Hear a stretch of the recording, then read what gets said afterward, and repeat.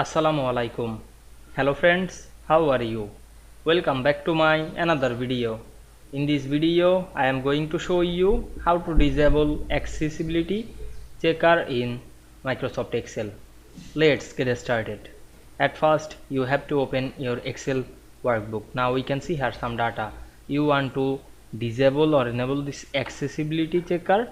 You can disable this.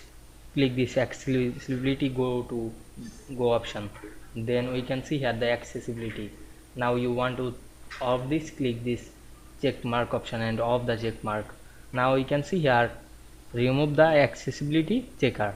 You want to close this window, click this close option. Now we can see we disable the accessibility checker in Excel very easily. I hope you enjoyed my video.